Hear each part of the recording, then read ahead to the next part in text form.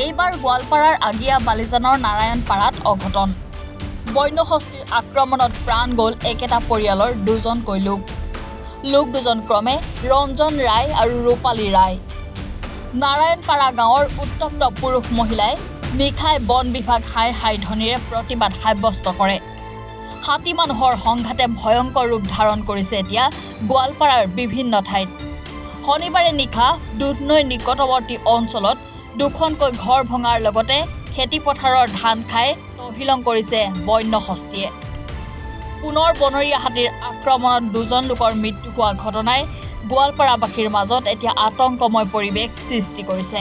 এই ক্ষেত্ৰত ৰাইজক নিৰাপত্তা দিয়াত বন বিভাগ সম্পূৰ্ণৰূপে ব্যৰ্থ হোৱা বুলি ৰাইজে দাবী উত্থাপন কৰিছে। আচলতে বনৰীয়া হাতী ইয়াতে আমাৰ এইখিনি অঞ্চলত মোটামুটি 2 মাহ 3 মাহৰ পৰা উপদ্ৰৱ চলাই আছে। আজি যোৱাকালি ৰাতি এনেকুৱা হ'ল যে ঘপকৰি পথাৰৰ পৰা আহি মানুহ ঘৰত প্ৰৱেশ কৰিছে। প্ৰৱেশ কৰাৰ পিছত মানুহখিনি আতংক হৈছে। আতংক হোৱাৰ পিছত কি হ'ল, মানুহখিনিতো বাচিবৰ কাৰণেতো নিজৰ একটা প্ৰচেষ্টা কি কৰে। তেতিয়া কি কৰিলে, মানুহ ঘৰত সোমাই যোৱাৰ যেতিয়া মানুহখিনি ওলাই গ'ল, তেতিয়া কি কৰিলে 11:30মান বজাত আমাৰ ৰূপালী ৰায় যোনজন মৃত্যু হৈছে তেখেতক ধৰি গচকি মাৰি পেলালে। পিছত আমি বন বিভাগক আমি ফোন কৰিছিলোঁ।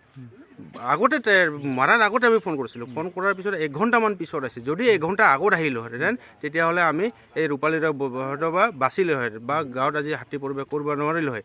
পিছত তেখেতসকলৰ ৰূপালীক মৰাৰ পিছত তেখেতসকলৰ হাতীখিনি গাঁৱৰ কাষতে আছে কিন্তু তথাপিও বন বিভাগে ক'ল যে হাতীখিনি ইয়াত নাই। বন বিভাগে কিন্তু জনসাধাৰণক নেওচি তেখেতসকলে ইয়াৰ পৰা গুচি গ'ল। তেতিয়া পুৱতি নিশাত আৰু এজনক মাৰি দিল, ৰঞ্জন ৰায় বুলি কয়, তেখেতক মাৰি দিল। কিন্তু বন বিভাগত ফোন কৰাৰ স্বত্বেও তেখেতসকলে অহা নাই। আজিও বন বিভাগৰ উচ্চ পদস্থৰ বিষয়ে কিন্তু আজি পৰ্যন্ত ইয়াতে অহা নাই। কিয়? কাৰণ এখন পৰিয়ালৰ এটা পৰিয়ালৰ 2জন কৰি সদস্য আজি হেৰিব লগা হৈছে। কিমান ৰোমান্টিক ঘটনা, দুখজনক ঘটনা। তথাপিও কিন্তু উচ্চ পদস্থৰ বিষয়ে আজি পৰ্যন্ত ইখন ঘৰত এতিয়া পৰ্যন্ত কিন্তু দেখা দিয়ে পৰা হোৱা নাই। গোৱালপাৰাৰ পৰা জাহিদুল ইছলামৰ ৰিপৰ্ট, এনি ভাৰত 24। নমস্কাৰ, মোৰ নাম নিৰুপম শইকীয়া। এনি ভাৰত 24 এটা নতুন অনুষ্ঠান লৈ আহি আছে, জুবিনৰ গানে কি আনে। তাৰ অডিশ্যনসমূহ অসমৰ প্ৰত্যেকটো ডিষ্ট্ৰিক্টত হ'ব আৰু এটা ৰিয়েলিটি শ্ব' হয়।